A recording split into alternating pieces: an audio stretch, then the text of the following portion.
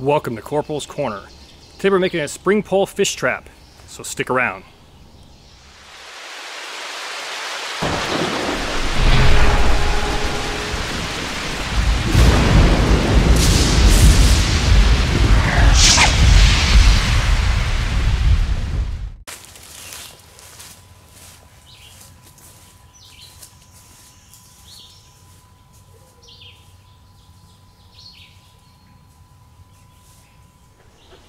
Let's say, for sake of argument, that the infamous 72-hour scenario where you're waiting to get rescued actually bleeds over into the 4th or 5th or even 6th day. At some point in there, if you're not hurt and you're able to walk, you're going to need to look around and begin to start securing some type of food, either by hunting, trapping, things like that. For me, one of the easier ways to get food is to simply fish.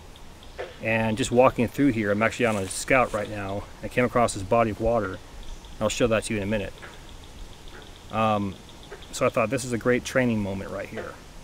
So why not show you guys how to set up a simple spring pole fish trap with very little carving.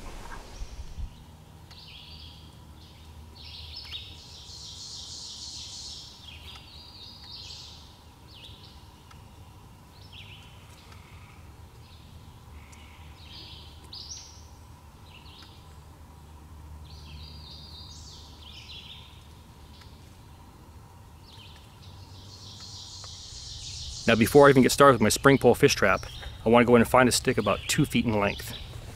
And the diameter I want to be roughly larger than the spring pole itself. I'm going to go ahead and crown one end.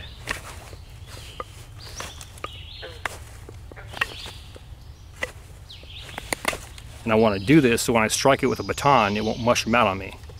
My opposite end, all I'm going to do is I'm just going to make a taper, so I can drive it into the ground that much easier. Now, the stick's going to serve two purposes. The main purpose is that it's going to allow me to create a pilot hole in the ground. I'll then remove this stick and place my spring pole inside. The second function, I'm going to go ahead and drive this behind my spring pole so I can then lash my spring pole to this stick. Next, I want to go ahead and find a spring pole. I want that spring pole to be anywhere from about 1.25 inches at the base to about the diameter of my thumb at the top. And we're looking at an overall length of anywhere from 6 to 9 feet.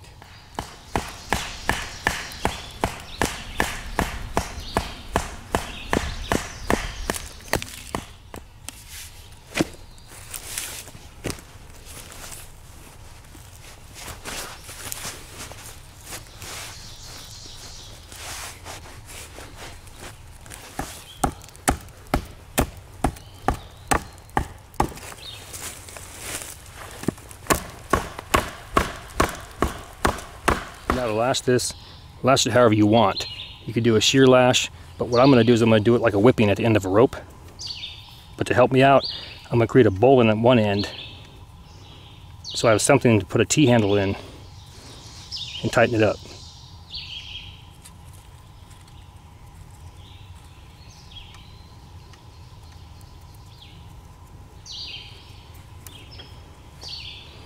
So there's a bowline. Going to hang that right there. Now the trick's going to be, I'm going to try and lash almost the full length of this. So to do that, all we're going to do is create a loop.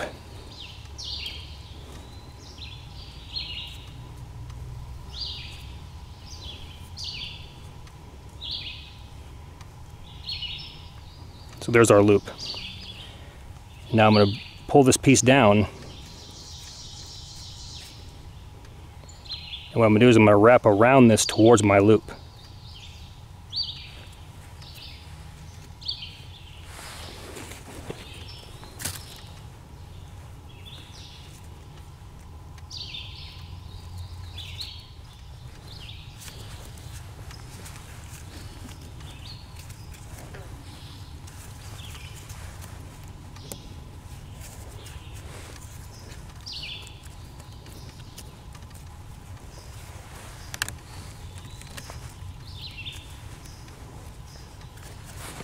So now I'm taking my cordage, passing it through that loop at the bottom, bringing it around. Have my bowline right here on this end. What I'm going to do I'm going to grab a stick, pass it through that bowline. It gives me a toggle. So now when I pull on this T-handle, it should pull that bottom loop up to the center where I have it lashed. And lastly, all I have to do is just cut this off here and here.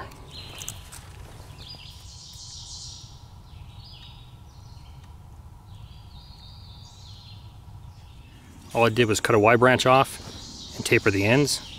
I'm going to go ahead and shove it in the ground.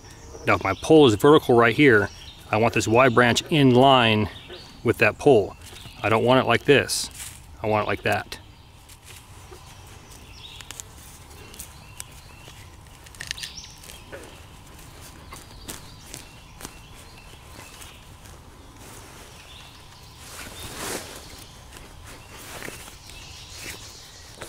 And last but not least, we have our toggle, anywhere from 2.5 to 3 inches in length.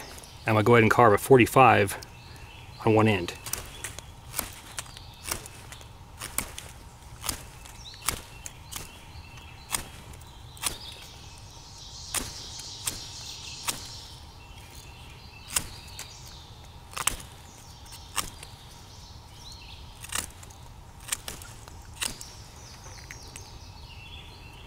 Good to go. And we have a straight stick right here. This is actually going to wedge at the base of our Y branch and lock in with our toggle. And here's my finished toggle. We crowned one side, 45 the other, and then carved a small indentation right here for our number 18 bank line. And my straight stick, it's about 20 inches in length. All we did was crown this end right here and then carved a small indentation. Alright, now we're getting ready to string this thing up and set this trap. So, taking my number 18 bank line, at the top I'm going to go ahead and tie a jam knot, which all that is a slip knot.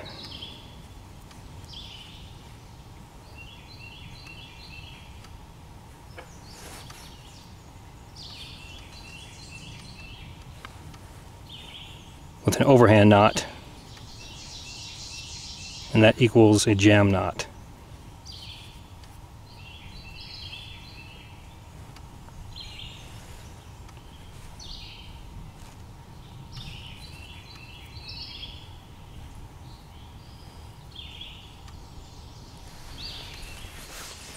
I'm going to walk you through what I'm doing next, because right now it's kind of difficult to grab the camera and try and show all these different angles. Taking my toggle at the indentation, I'm going to grab my number 18 bank line and do a marlin spike hitch right here. Then take that toggle, place it on the back side of my Y branch. It's going to sit right here. On my straight stick, where the indentation is, we'll go ahead and tie our fishing line. This straight stick now will go at the base of my Y and right at that 45. So once the fish pulls on this straight stick, it's going to drop, the toggle is going to go up around, and the spring pull should set. Now hopefully you can see what I'm doing here. For the marlin spike hitch, all I'm going to do is make a loop. So just rotate it over, make a loop. I'm going to lay that loop upwards on my cordage. Reach inside and pull it through, and it forms a small pocket right there. See that pocket? I'm taking my toggle where the indentation is and place it inside the indentation in that pocket and pull it tight.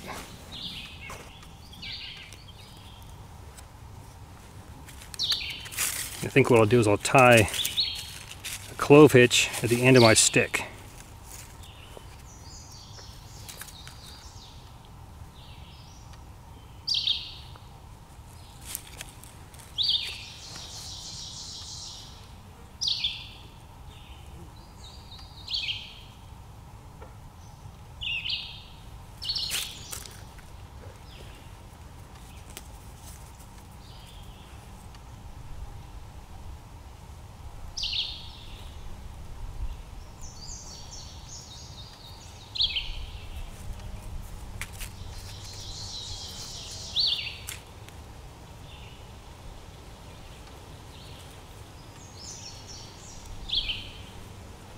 And there we go.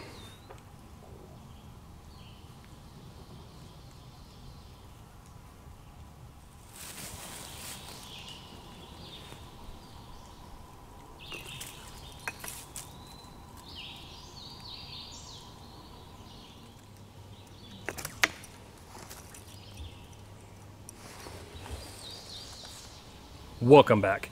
That was good to go. Now, truth be told, my friend and mentor Dave Canterbury showed me this trap, and immediately I was impressed with how sensitive that trigger is. You saw that. Just the slightest tug caused that pole to spring back and will set that hook. And the beauty of it is that it requires very little carving. Now, I went ahead and carved the toggle and the stick, crowned the top of them, and went ahead and notched it out so that on film it would look good.